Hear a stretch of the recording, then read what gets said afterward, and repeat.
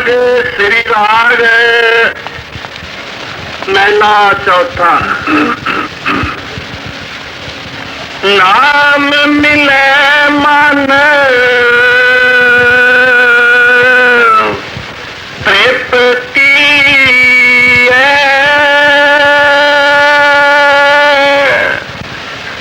बिन नाम त्रिग जीवास।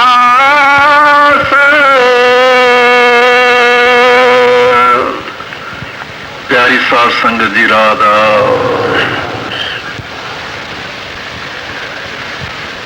ये चौथी पातशाही श्री गुरु रामदास महाराज जी की बाणी है। अज संगत का बहुत सारा हिस्सा ऐसे प्रेमियों दे नाल इत्थे इकट्ठा है जिन्होंने अजे नाम की दात सतगुरु पासों प्राप्त नहीं हुई। नाम लैन की खातर दूर दराज तो अपने काम धंधे छड्ड के अज सतगुर दे चरणों तक उन्होंने इत्थे रसाई हासिल की है। तो ये सोचना और समझना है कि नाम तो असी पिछे भी जपते आए हाँ, फिर सानू सतगुरु पासों आके नाम लैन की अज की जरूरत पई है। तो ये परमार्थ का एक ऐसा नुकता है, अगर किसी जीव दे ये अंदर सौखा समझ आ जाए फिर तो समझो कि उसनों इस पासे वल पूर्ण कामयाबी है। अगर सारी जिंदगी पर वो इस चीज को नहीं समझ सकिया, ऐसे पुरुष का जीवन बर्बाद हो जाता है। उदा आना ना आना संसार से एक हो जाता है। विचार के देखिए पिछले गुरु साहिबान दे गुरु अमरदास महाराज जी भी उन्होंने बारे अजे तक जी हिस्ट्री च खोज की गई है, पता मिलता है कि जब आप गुरु अंगद साहब की सोबत विच आए उस तो पहला भी आप नाम जपया करते सन। फिर पुण्य दान भी करते सन, तीर्थ भी करते सन, व्रत भी रखते सन, पाठ भी करते सन। फिर उन्होंने जो फायदा वो हासिल करना चाहते सन वो उन्होंने प्राप्त ना होया कि वो नाम जिहड़ा जपते सन वो अधूरा नाम से, पूर्ण नाम नहीं सी। नाम तो जिन्ने भी महात्मा ने रखे हैं वो सब पूर्ण है, पर नाम के नाल नामी का होना जिहड़ा है वो अति जरूरी है। जिन्ने नाम इस संसार विच हैं सानू ये समझ नहीं अपनी अकल नाल आउंदी भी किहड़ा नाम साडे वास्ते मुक्ति का दाता है, किहड़ा सानू मुक्त कर सकता है, किहड़ा सानू उस मंजिल ते पहुंचा सकता है। बाणी कहती है कौन नाम जग जाको सिमरे ते पावे पद निर्बाना।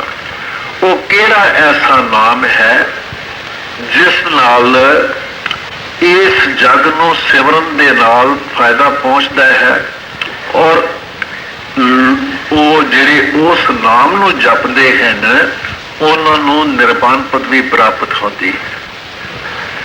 तो जब इस ढंग नाल असीं नाम की खोज करते हाँ तो सानू बाणियां विचों ही ये सिद्ध होता है। एक महात्मा लिखता है कोट नाम संसार में ताते मुक्त न होए। उस मालक दे तां करोड़ां ही नाम संसार विच सानू मिलते हैं, पर उन्हां दे जपण नाल किसी जीव की मुक्ति नहीं हो सकती। कोट कोट नाम संसार में ताते मुक्त न होए। गुप्त नाम जो आद जप ते विरला बूझे कोई। कहते जिहड़ा नाम गुप्त है, जो दुनिया की नजरों विच नहीं है, जिसनों महात्मा ने आद नाम कह के बयान किया है, उसकी सोझी कोई विरला पुरुष जिहड़ा है करता है, उसकी सोझी किसी विरले पुरुष का है। तो वो जिहड़ा आद नाम है, एक नाम है और कुल आलम वास्ते है। उस नाम की अजे तक सानू सोझी नहीं मिली कि वो नाम केड़ा है। मिसाल के तौर के उत्ते असी देखते हाँ कि संसार के जीव जिहड़े हैं, जिहड़े अनेकों नामां नूं जप रहे हैं, उन्हां नूं फायदा क्यों नहीं पहुंचा। असी देखते हाँ कि बड़ और पिपल के जिहड़े पिंडां और ग्रामां च रुख हुंदे हैं, उन्हां दा बीज गोलां के रूप में थल्ले बहुत डिग्गा होता है, लेकिन उस बीज राही अजे तक किसी ना बड़ उगदा देखा है, ना पिपल उगदा देखा है। उस दरखत थले कितना बीज पिया रहिंदा है, लेकिन उन्हां चों बूटी बन के कोई बीज नहीं उगता। वो बूटी किस तरह बनता है? जिस वक्त उस बीज नूं कोई पंछी निगल जाता है, जिस वक्त वो बीज पंछी दे पेट विच दी बाहर हो के बाहर आता है, वो ये नहीं देखता कि जमीन जिहड़ी है अच्छी है, नरम है, वतर ठीक है और समा और मौसम अनुकूल है। वो इन्हां चीज़ों की परवाह नहीं करता। भावें वो मकान की पक्की दीवार उत्ते पक्के बनेरे उत्ते बीज सुट जाए, उत्थे बड़ पिपल की बूटी उग पैंदी है। चाहे पूरी मन च सुट जाए, उत्थे ही बड़ पिपल उग पैंदा है। उथों लोग गाज करके लिया के तो फिर अपने लाउंदे हैं। यही चीज जिहड़ी है, ये है नाम जिहड़ा है, वो अस्थूल नाम उसनों कह लो, जिहड़े कि असी जपदे हाँ उन्हां नूं किरतम नाम कह लो, उन्हां नूं सिफाती नाम कह लो और उन्हां नूं वर्णात्मक नाम कह लो। अनेकां वो बोलियां दे नाल उस नाम नूं असी बोलदे हाँ, तो उन्हां नूं अस्थूल नाम कहंदे हाँ। वो नाम जिहड़े हैं वो जरूर किसी महात्मा दे रखे हैं, लेकिन जब जब भी महात्मा संसार विच आउंदे हैं, वो उस नाम का प्रचार करते हैं, उस नाम नाल ही जीवन को फायदा पहुंचाते हैं। जिस वक्त वो वापस जान लगते हैं तो अपनी संगत के विचों ही किसी को चुनते हैं, जिन्होंने उस नाम की बागडोर उन्होंने हाथ च फड़ा जाते हैं और उन्होंने नाम का प्रचार बाद भी उस तरीके होता रहता है। कोई समा ऐसा आ जाता है जब संगत विच वो काबिलियत कोई नहीं रखता, तो जिहड़ा उस संप्रदा का आखिरी महात्मा होता है, उस नाम की बागडोर उथे सुट के तो वापस सचखंड चले जाता है। जिस तरह असी देखते हाँ पुतलियां जिहड़ियां हैं नचदियां हैं, पुतलियां च जान नहीं, पर वो किसी अदृष्ट तार दे नाल जुड़ियां हुई होंदियां हन, जिसनों नचाउण वाला उत्ते बैठा होया है और उहदियां तारां जिहड़ियां हैं उस दे हथ विच है। तो ज्यों नचाउंदा है तिवें नचदियां हैं। जिन्ना चिर तक नामी ना सामने होवे, उन्ना चिर तक कोई नाम जिहड़ा है इस जीव नूं मिल जावे या किसी नाम नूं ये जपदा रहे, तो इनू फायदा नहीं हो सकता। ਇਹਨੂੰ ਕੋਈ ਲਾਭ ਨਹੀਂ ਪਹੁੰਚ ਸਕਦਾ, ਉਹ ਨਾਮ ਜਿਹੜਾ ਹੈ ਇਹਨੂੰ ਕੋਈ ਫਾਇਦਾ ਨਹੀਂ ਦੇ ਸਕਦਾ। ਇਸੇ ਵਾਸਤੇ ਪ੍ਰਤੱਖ ਗੁਰੂ ਦਾ ਹੋਣਾ ਜਿਹੜਾ ਹੈ ਉਹ ਅਤੀ ਜ਼ਰੂਰੀ ਹੈ। ਥੋੜੇ ਚਿਰ ਪਿੱਛੇ ਦੀ ਗੱਲ ਹੈ, ਕਿਸੇ ਨੇ ਗੱਲ ਕੀਤੀ ਕਿ ਵੱਡੇ ਮਹਾਰਾਜ ਜੀ ਦੇ ਵਕਤ ਇੱਕ ਐਸਾ ਜੀਵ ਆ ਗਿਆ ਇਸ ਡੇਰੇ ਵਿੱਚ ਜਿਹਨੂੰ ਕਹਿਣ ਤੇ ਇਹਨੂੰ ਕੋਈ ਬਾਹਰ ਦਾ ਆਸੇਬ ਭੂਤ ਪ੍ਰੇਤ ਚੰਬੜਿਆ ਹੋਇਆ ਹੈ। ਤੋ ਜਿਸ ਵਕਤ ਉਹ ਡੇਰੇ ਦੀ ਹੱਦ 'ਚ ਦਾਖਲ ਹੋਵੇ ਉਸ ਵਕਤ ਤੋਂ ਨਵਾਂ ਨਰੋਆ ਚੰਗਾ ਭਲਾ ਰਾਜ਼ੀ ਬਾਜ਼ੀ ਰਵੇ। ਜਿਸ ਵਕਤ ਉਹ ਡੇਰੇ ਦੀ ਹੱਦ 'ਚੋਂ ਬਾਹਰ ਜਾਵੇ ਗਸ਼ ਖਾ ਕੇ ਡਿੱਗ ਪਵੇ ਔਰ ਉਹ ਜਿਹੜੇ ਪ੍ਰੇਤ ਸਨ ਉਹਦੇ ਉੱਤੇ ਸਵਾਰ ਹੋ ਜਾਣ। ਕਿਸੇ ਸਤਸੰਗੀ ਨੇ ਉਹਨੂੰ ਰਾਏ ਦਿੱਤੀ ਵੀ ਤੂੰ ਡੇਰੇ ਤੋਂ ਬਾਹਰ ਹੀ ਨਾ ਜਾਇਆ ਕਰ। ਕਹਿੰਦਾ ਜਾਣਾ ਤੇ ਪੈਂਦਾ ਹੈ, ਹੁਣ ਕੀ ਕਰਾਂ? ਕਹਿੰਦਾ ਅੱਛਾ ਜੇ ਜਾਣਾ ਪੈਂਦਾ ਹੈ ਤੂੰ ਰਾਧਾ ਸਵਾਮੀ ਆ ਕੇ ਚਲੇ ਜਾਇਆ ਕਰ, ਫਿਰ ਤੈਨੂੰ ਕੋਈ ਪ੍ਰੇਤ ਨਹੀਂ ਛੇੜਦਾ। ਤਾਂ ਉਹ ਇਸੇ ਤਰ੍ਹਾਂ ਉਸਨੇ ਅਜ਼ਮਾਇਸ਼ ਕੀਤੀ। ਉਹ ਰਾਧਾ ਸਵਾਮੀ ਆਖਦਾ ਹੋਇਆ ਡੇਰੇ ਦੀ ਹੱਦ ਚੋਂ ਜਦੋਂ ਬਾਹਰ ਹੋਇਆ ਫਿਰ ਪ੍ਰੇਤਾਂ ਨੇ ਨੱਪ ਲਿਆ ਔਰ ਫਿਰ ਗਸ਼ ਖਾ ਕੇ ਡਿੱਗ ਪਿਆ। ਫਿਰ ਵਿਚਾਰੇ ਨੂੰ ਵਾਪਸ ਲਿਆਂਦਾ। ਉਹਦੀ ਸ਼ਿਕਾਇਤ ਹਜ਼ੂਰ ਮਹਾਰਾਜ ਜੀ ਪਾਸ ਪਹੁੰਚੀ ਵੀ ਇਹ ਜੀਵ ਐਸਾ ਹੈ ਡੇਰੇ ਦੀ ਹੱਦ ਤੋਂ ਬਾਹਰ ਜਾਂਦਾ ਹੈ ਤੇ ਗਸ਼ ਖਾ ਜਾਂਦਾ ਹੈ, ਜਦੋਂ ਹੱਦ ਅੰਦਰ ਲਿਆਉਂਦੇ ਤੇ ਠੀਕ ਹੋ ਜਾਂਦਾ ਹੈ। ਸੁਣਿਆ ਹੈ ਵੀ ਇਸ ਨੂੰ ਪ੍ਰੇਤ ਚੰਬੜੇ। ਮਹਾਰਾਜ ਕਹਿਣ ਲੱਗੇ ਅੱਛਾ ਕਿਰਤ ਨੂੰ ਲਿਆਓ ਸਾਹਮਣੇ ਲਿਆਂਦਾ। ਕਹਿੰਦੇ ਅੱਛਾ ਤੂੰ ਹੁਣ ਰਾਧਾ ਸਵਾਮੀ ਕਰਦਾ ਬਾਹਰ ਚਲੇ ਜਾਇਆ ਕਰ, ਤੈਨੂੰ ਫੇਰ ਪ੍ਰੇਤ ਨਹੀਂ ਚੰਬੜਦੇ। ਕਹਿੰਦਾ ਨਾ ਸੱਚੇ ਪਾਤਸ਼ਾਹ ਮੈਂ ਨਹੀਂ ਜੇ ਰਾਧਾ ਸਵਾਮੀ ਕਰਨਾ, ਮੈਂ ਵੇਖ ਲਿਆ ਅਜ਼ਮੈਸ਼ ਕਰਕੇ ਰਾਧਾ ਸਵਾਮੀ ਕਰਕੇ ਉਹ ਫਿਰ ਮੈਨੂੰ ਢਾ ਲੈਂਦੇ ਨੇ ਬਾਹਰ ਜਦੋਂ ਨਿਕਲਦਾ। ਕਹਿੰਦੇ ਤੈਨੂੰ ਕਿਹਨੇ ਦੱਸਿਆ ਸੀ? ਅਖੇ ਹਜ਼ੂਰ ਫਲਾਣੇ ਸਤਸੰਗੀ ਨੇ ਦੱਸਿਆ ਸੀ। ਤੇ ਕਹਿੰਦੇ ਉਹਦੀ ਤੇ ਆਪਣੀ ਨਾਮ ਦੀ ਕਮਾਈ ਨਹੀਂ ਬਣਦੀ ਤੇ ਤੈਨੂੰ ਉਹ ਦੱਸ ਕੇ ਕਿਵੇਂ ਫਾਇਦਾ ਪਹੁੰਚਾ ਸਕਦਾ ਸੀ? ਹੁਣ ਤੂੰ ਜਾ, ਹੁਣ ਅਜ਼ਮੈਸ਼ ਕਰ, ਵੇਖ ਲਈ ਵੀ ਭਲਾ ਹੁਣ ਤੈਨੂੰ ਪੈਂਦੇ ਨੇ। ਬਾਹਰ ਗਿਆ, ਫਾਇਦਾ ਪਹੁੰਚ ਗਿਆ। ਇਸ ਵਾਸਤੇ ਨਾਮੀ ਦਾ ਹੋਣਾ ਜਿਹੜਾ ਹੈ ਉਹ ਅਤੀ ਜ਼ਰੂਰੀ ਹੈ।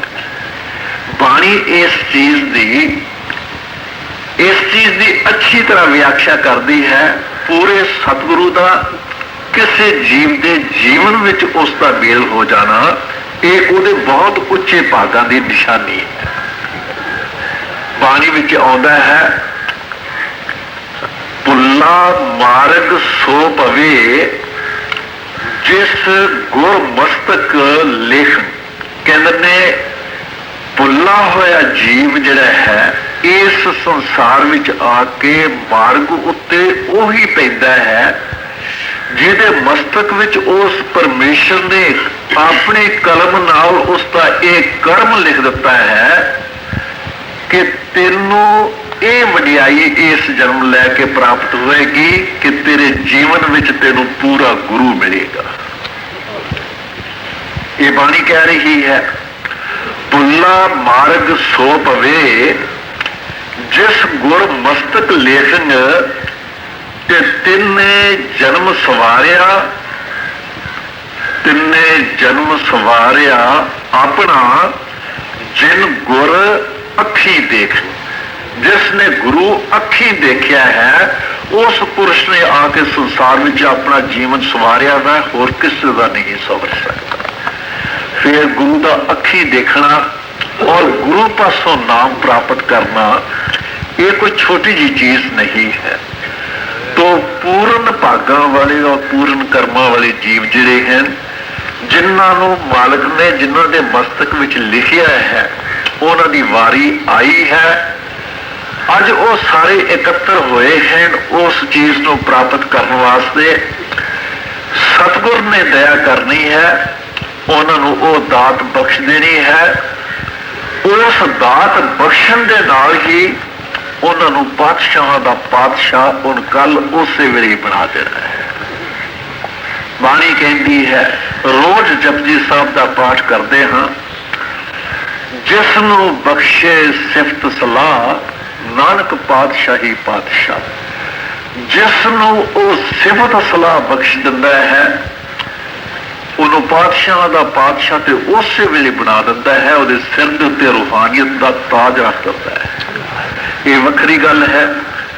ਪੁਰਸ਼ ਆਪਣੇ ਸੁਭਾਅ ਦੇ ਅਧੀਨ ਹੋ ਕੇ ਉਹ ਆਪਣੇ ਆਪ ਨੂੰ ਕਮੀਨਾ ਹੀ ਖਿਆਲ ਕਰਦਾ ਰਹੇ, ਆਪਣੇ ਆਪ ਨੂੰ ਅਦਨਾ ਹੀ ਸਮਝਦਾ ਰਹੇ, ਉਸ ਤਾਜ ਰੱਖੇ ਦੀ ਉਸ ਦੇ ਸਿਰ ਤੇ ਕੋਈ ਕਦਰ ਹੀ ਨਾ ਹੋਵੇ। ਕਹਿੰਦੇ ਇਹ ਵੱਖਰੀ ਗੱਲ ਹੈ ਕਿ ਆਪਣੇ ਸੁਭਾਅ ਅਨੁਸਾਰ ਉਹ ਫਿਰ ਭਟਕ ਜਾਏ ਔਰ ਗਲਤ ਰਵੀ ਅਖਤਿਆਰ ਕਰ ਲਵੇ, ਸ਼ਰਾਬਾਂ ਕਬਾਬਾਂ ਔਰ ਹੋਰੀਆਂ ਬੁਰੀਆਂ ਇਲਤਾਂ ਦੇ ਵਿੱਚ ਮੁੜ ਕੇ ਆਪਣਾ ਜਨਮ ਖਰਾਬ ਕਰੇ। ਇਹ ਵੱਖਰੀ ਗੱਲ ਹੈ।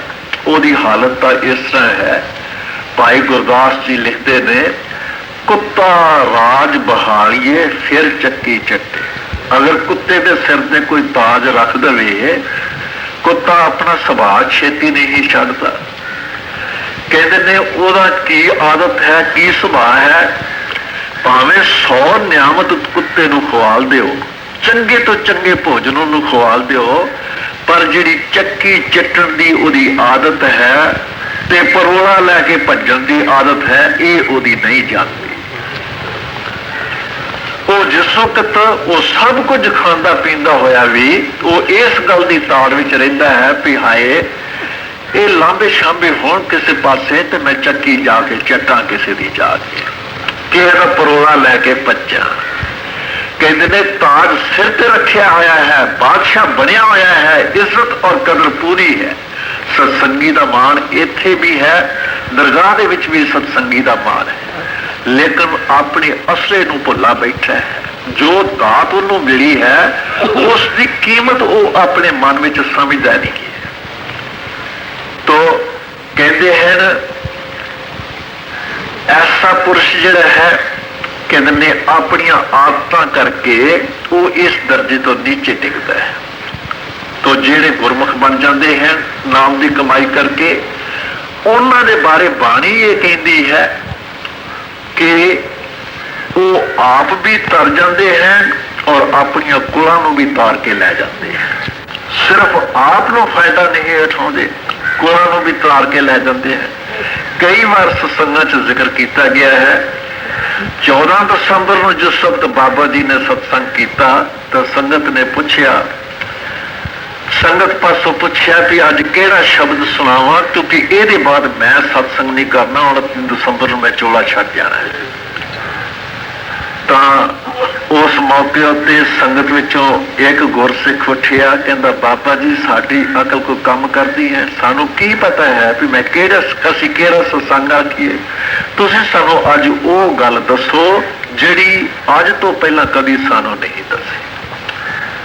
ਤਾਂ ਬਾਬਾ ਜੀ ਨੇ ਉਸ ਵਕਤ ਇੱਕ ਤੇ ਹੱਥ ਮਾਰ ਕੇ ਇਹ ਗੱਲ ਸਾਰੀ ਸੰਗਤ 'ਚ ਕਹੀ, ਲਓ ਮੈਂ ਜਾਂਦਿਆਂ ਹੋਇਆ ਤੁਹਾਨੂੰ ਇੱਕ ਗੱਲ ਦੱਸ ਕੇ ਚੱਲਿਆ, ਜਿਸ ਘਰ ਵਿੱਚ ਇੱਕ ਵੀ ਪ੍ਰੇਮੀ ਸਤਸੰਗੀ ਪੈਦਾ ਹੋ ਗਿਆ, ਉਸ ਘਰ ਦਾ ਕੋਈ ਜੀਵ ਭਾਵੇਂ ਨਾਮ ਲਵੇ ਤੇ ਭਾਵੇਂ ਨਾ ਲਵੇ ਉਹ ਨਰਕਾਂ 'ਚ ਨਹੀਂ ਜਾਏਗਾ। ਫਿਰ ਸੋਚ ਲਓ ਇਹ ਕਿੰਨੀ ਉੱਚੀ ਚੀਜ਼ ਹੈ ਅਵਸਥਾ ਸਤਸੰਗੀ ਦੀ, ਜਿਸ ਨੂੰ ਇੰਨੀ ਉੱਚੀ ਦੌਲਤ ਜਿਹੜੀ ਹੈ ਉਹ ਮਿਲਣ ਵਾਲੀ ਹੈ ਔਰ ਉਸ ਦੀ ਉਹਦੇ ਦਿਲ ਵਿੱਚ ਕੋਈ ਕਦਰ ਹੀ ਨਾ ਹੋਵੇ। ਵੇਖੋ ਵੇਖੀ ਦੁਨੀਆ ਵਾਂਗ ਨਾਮ ਲੱਲੇ, ਲੈਣ ਦਾ ਹੀ ਚੋਰ ਹੋਵੇ, ਉਹਨੂੰ ਕਮਾਉਣ ਦੀ ਉਸ ਨੂੰ ਆਦਤ ਨਾ ਹੋਵੇ, ਘਰ ਜਾ ਕੇ ਉਹਦੀ ਕਮਾਈ ਨਾ ਕਰੇ, ਜਿਉਂਦਿਆਂ ਜੀ ਕੋਈ ਫਾਇਦਾ ਨਾ ਉਠਾ ਕੇ ਦੇਖੇ, ਉਸ ਮੰਜ਼ਿਲ ਵੱਲ ਵੱਧ ਕੇ ਨਾ ਦੇਖੇ, ਅੰਦਰ ਸੁਖ ਔਰ ਸ਼ਾਂਤੀ ਨਾਲ ਲਿਆ ਕੇ ਦੇਖੇ, ਫਿਰ ਤੁਸੀਂ ਸੋਚ ਲਓ ਕਿ ਕਿੰਨੇ ਮਾੜੇ ਭਾਗ ਹਨ। ਗੁਰੂ ਜਿਹੜਾ ਹੈ, ਜੇ ਸਿੱਖ ਨਹੀਂ ਉਹਦਾ ਕੰਮ ਕਰਦਾ ਤੇ ਗੁਰੂ ਉਹਦਾ ਕੰਮ ਕਰਦਾ। ਸਰਦਾਰ ਬਹਾਦਰ ਜੀ ਮਹਾਰਾਜ ਫਰਮਾਇਆ ਕਰਦੇ ਸਨ, ਜਿਸ ਵਕਤ ਗੁਰੂ ਸਿੱਖ ਨੂੰ ਨਾਮ ਦਿੰਦਾ ਹੈ ਉਸ ਮੌਕੇ ਦੇ ਉੱਤੇ ਉਹਦੇ ਅੰਦਰ ਬੈਠ ਜਾਂਦਾ ਹੈ, ਔਰ ਜਿਸ ਤਰ੍ਹਾਂ ਕੋਈ ਕਿਲੇ ਦੇ ਅੰਦਰ ਬੈਠ ਜਾਵੇ ਔਰ ਉਸ ਨੂੰ ਕਹੇ ਵੀ ਤੂੰ ਕਿਲੇ 'ਚ ਜੇ ਦਾਖਲ ਹੋਣਾ ਹੈ, ਇਧਰੋਂ ਮੈਂ ਇੱਟਾਂ ਪੁੱਟਦਾ ਜਾਂਦਾ ਹਾਂ, ਬਾਹਰੋਂ ਤੂੰ ਪੁੱਟੀ ਜਾ, ਐਨ ਸੇਧ ਵਿੱਚ ਦੋਵੇਂ ਪੁੱਟਦੇ ਆਈਏ। ਜਦੋਂ ਸਾਡੇ ਵਿੱਚੋਂ ਜਿਹੜਾ ਅਖੀਰਲੀ ਇੱਟ ਪਹਿਲਾਂ ਪੁੱਟ ਲਵੇਗਾ ਕੋਈ ਪੁੱਟ ਲੈ, ਭਾਵੇਂ ਤੂੰ ਪੁੱਟ ਲਵੀਂ ਤੇ ਭਾਵੇਂ ਮੈਂ ਪੁੱਟ ਲਵਾਂਗਾ, ਉਦੋਂ ਅਸੀਂ ਆਮੋ ਸਾਹਮਣੇ ਹੋ ਜਾਵਾਂਗੇ। ਤੋ ਅਸੀਂ ਜਿਹੜੀ ਰੋਜ਼ ਨਾਮ ਦੀ ਕਮਾਈ ਕਰਨੀ ਹੈ, ਇਹ ਤੁਸੀਂ ਸਮਝੋ ਕਰਮਾਂ ਦੀਆਂ ਇੱਟਾਂ ਅਸੀਂ ਉਹ ਖੇਡਦੇ ਜਾਣਾ ਹੈ। ਕਾਹਦੇ ਵਾਸਤੇ? ਸਤਿਗੁਰ ਦਾ ਸੱਚਾ ਦੀਦਾਰ ਅੰਦਰੋਂ ਪ੍ਰਾਪਤ ਹੋ ਜਾਏ, ਜਿਹੜਾ ਸਾਡੇ ਅੰਗ ਸੰਗ ਨਾਲ ਤੁਰਿਆ ਫਿਰੇ, ਜਿਹਦੇ ਨਾਲ ਜਦੋਂ ਲੋੜ ਪਵੇ ਗੱਲਾਂ ਕਰ ਲਈਏ, ਪਰਦੇਸਾਂ 'ਚ ਜਾਈਏ, ਜੰਗਲਾਂ 'ਚ ਜਾਈਏ, ਪਹਾੜਾਂ 'ਚ ਜਾਈਏ, ਉਹ ਕਿਸੇ ਜਗ੍ਹਾ ਵੀ ਸਾਡੇ ਪਾਸੋਂ ਓਲੇ ਨਾ ਹੋ ਸਕੇ। ਉਹ ਕਦੋਂ? ਜਦ ਆਖਰੀ ਇੱਕ ਪੁੱਟ ਲੈਂਦੇ ਹਾਂ।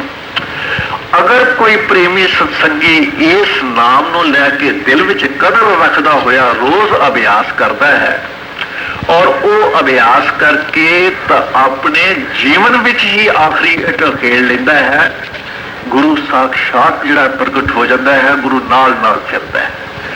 ਸਾਰੀਆਂ ਮਹਲਾ ਜਿਹੜੀਆਂ ਹੈ ਉਹ ਫਿਰ ਉਹਨੂੰ ਨਜ਼ਰ ਆਉਂਦਾ ਹੈ ਕਿ ਮੇਰੇ ਤਰੱਦਦ ਦੀ ਕੋਈ ਲੋੜ ਨਹੀਂ, ਸਭ ਕੁਝ ਆਪ ਹੀ ਕਰੀ ਜਾ ਰਿਹਾ ਹੈ। ਜੇ ਅਗਰ ਸਿੱਖ ਪਾਸੋਂ ਨਾ ਪੁੱਟੀ ਜਾ ਸਕੇ ਤਾਂ ਫਿਰ ਆਖਰੀ ਇੱਟ ਸਤਿਗੁਰੂ ਉਹਦੇ ਮਰਨ ਤੋਂ ਕਿਸੇ ਦੀ 15 ਦਿਨ ਪਹਿਲਾਂ ਪੁੱਟ ਲੈਂਦਾ ਹੈ, ਕਿਸੇ ਦੀ ਮਹੀਨਾ, ਕਿਸੇ ਦੀ 10 ਦਿਨ, ਕਿਸੇ ਦੀ 3 ਦਿਨ, ਕਿਸੇ ਦੀ 2 ਦਿਨ, ਕਿਸੇ ਦੀ ਕੁਝ ਘੰਟੇ ਪਹਿਲਾਂ ਪੁੱਟ ਲੈਂਦਾ ਹੈ, ਔਰ ਸਾਹਮਣੇ ਹੋ ਜਾਂਦਾ, ਕਹਿੰਦਾ ਮੈਂ ਆ ਗਿਆ ਹਾਂ, ਹੁਣ ਜਮ ਨਹੀਂ ਆ ਸਕਦੇ। ਤੂੰ ਮੈਂ ਪੁੱਟ ਲਈ, ਹੁਣ ਤੂੰ ਤੇ ਮੈਂ ਆਮੋ ਸਾਹਮਣੇ ਹੋ ਗਏ ਹਾਂ, ਹੁਣ ਕਿਸੇ ਦੀ ਤਾਕਤ ਨਹੀਂ ਤੈਨੂੰ ਕੋਈ ਛੇੜ ਸਕੇਗਾ, ਔਰ ਮੈਂ ਤੈਨੂੰ ਲੈਣ ਵਾਸਤੇ ਆ ਗਿਆ ਹਾਂ। ਮੋਹ ਵੀ ਉਡਾ ਦਿੰਦਾ ਹੈ, ਕਾਮ ਵੀ ਉਡਾ ਦਿੰਦਾ ਹੈ, ਦੁਨੀਆ ਦੇ ਦੁਨੀਆ ਮਾਨ ਭੁਲੇਖੇ ਸਭ ਦੂਰ ਕਰ ਦਿੰਦਾ ਹੈ। ਕਿਸੇ ਚੀਜ਼ ਦੀ ਜਦੋਂ ਦਰਸ਼ਨ ਗੁਰੂ ਅੰਦਰ ਦਿੰਦਾ ਹੈ, ਕਿਸੇ ਚੀਜ਼ ਦੀ ਚਾਹ ਜਿਹੜੀ ਹੈ ਇਸ ਜੀਵ ਦੇ ਅੰਦਰ ਨਹੀਂ ਰਹਿ ਜਾਂਦੀ। ਉਸ ਵੇਲੇ ਬਥੇਰਾ ਇਸ ਨੂੰ ਠੱਗਣ ਦੀ ਕੋਸ਼ਿਸ਼ ਕਰੋ, ਇਹਦੀ ਬਿਰਤੀ ਬਾਹਰ ਪਾਉਣ ਦੀ ਕੋਸ਼ਿਸ਼ ਕਰੋ, ਇਹਦੀ ਬਿਰਤੀ ਬਿਲਕੁਲ ਨਹੀਂ ਬਾਹਰ ਜਾਣ ਦਿੰਦਾ, ਉਹ ਆਪਣੇ ਨਾਲ ਜੋੜ ਲੈਂਦਾ ਹੈ। ਜੇ ਬਹੁਤਾ ਤੰਗ ਕਰਨਾ, ਐਸਾ ਸਤਸੰਗੀ ਚੁੱਪ ਹੀ ਹੋ ਜਾਂਦਾ, ਫਿਰ ਕਿਸੇ ਨਾਲ ਗੱਲ ਹੀ ਨਹੀਂ ਕਰਦਾ। ਔਰ ਮੌਤ ਦੇ ਵਕਤ ਸਾਰੇ ਅਸੀਂ ਵੇਖਦੇ ਹਾਂ ਉਹਨਾਂ ਦਾ ਇਹ ਹਾਲ ਹੁੰਦਾ ਹੈ। ਅਗਰ ਜਿਉਂਦਿਆਂ ਜੀ ਕਿਸੇ ਪੁਰਸ਼ ਦੀ ਇਹ ਚੀਜ਼ ਪੈਦਾ ਹੋ ਜਾਵੇ ਤਾਂ ਉਸਨੇ ਸੱਚਾ ਫਾਇਦਾ ਉਠਾਇਆ, ਉਸਨੇ ਸੱਚਾ ਲਾਭ ਪ੍ਰਾਪਤ ਕੀਤਾ। ਜਦ ਉਹ ਨਾਮ, ਜਦੋਂ ਗੁਰੂ ਪ੍ਰਗਟ ਹੁੰਦਾ ਹੈ ਨਾਮ ਦੀ ਕਮਾਈ ਨਾਲ, ਤੇ ਕਹਿੰਦੇ ਫਿਰ ਕੀ ਹੁੰਦਾ ਹੈ? ਉਸ ਮੌਕੇ ਉੱਤੇ ਸਿੱਖ ਦੇ ਅੰਦਰੋਂ ਭੈ ਜਿਹੜਾ ਹੈ ਦੂਰ ਹੋ ਜਾਂਦਾ ਹੈ।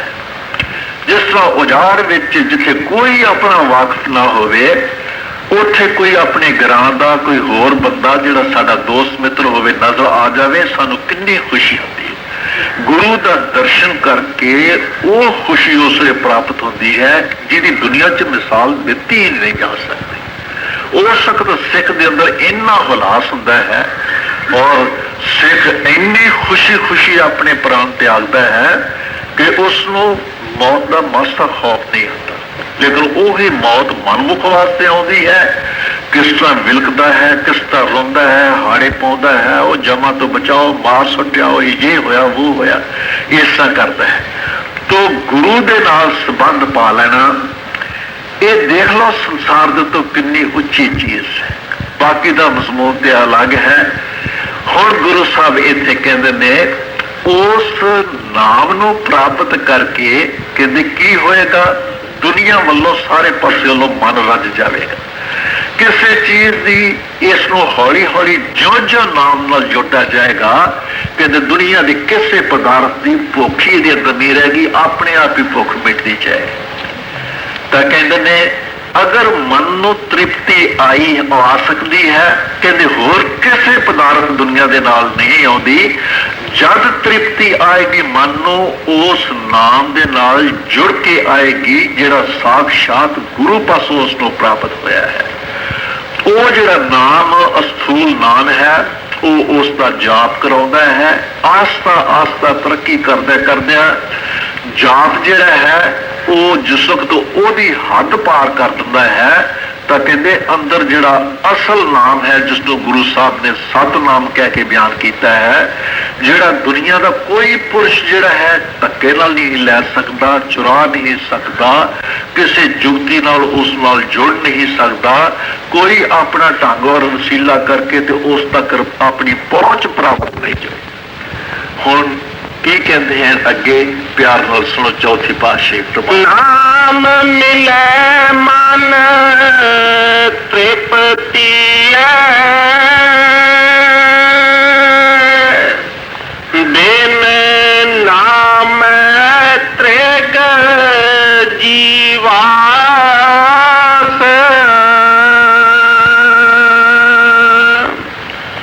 ਕੋਈ ਗੁਰਮੁਖ ਸੱਜਣ ਜੇ ਮਿਲੇ, ਮੈਂ ਦੱਸੇ ਪ੍ਰਭ ਗੁਣ ਤਾਸ। ਹੁਣ ਇਹ ਗੁਰੂ ਸਾਹਿਬ ਦੀ ਲਾਲਸਾ ਹੈ, ਕਹਿੰਦੇ ਉਸ ਚੀਜ਼ ਨੂੰ ਪ੍ਰਾਪਤ ਕਰਨ ਵਾਸਤੇ ਕਿਸੇ ਗੁਰਮੁਖ ਸੱਜਣ ਦੀ ਤਲਾਸ਼ ਕਰਨੀ ਪੈਂਦੀ ਹੈ। ਕੀ ਭਾਵ, ਸਤਿਗੁਰੂ ਦੀ ਤਲਾਸ਼ ਕਰਨੀ ਪੈਂਦੀ ਹੈ, ਗੁਰੂ ਨੂੰ ਮਿਲਣਾ ਪੈਂਦਾ ਹੈ। ਔਰ ਕਹਿੰਦੇ ਨੇ ਗੁਰਮੁਖ ਜਿਹੜਾ ਹੈ ਉਸ ਦੀ ਅਵਸਥਾ ਜਿਹੜੀ ਹੈ ਉਹ ਕਮਾਈ ਕਰਕੇ ਵੀ ਕਈ ਪ੍ਰਾਪਤ ਕਰ ਲੈਂਦੇ ਹੈ।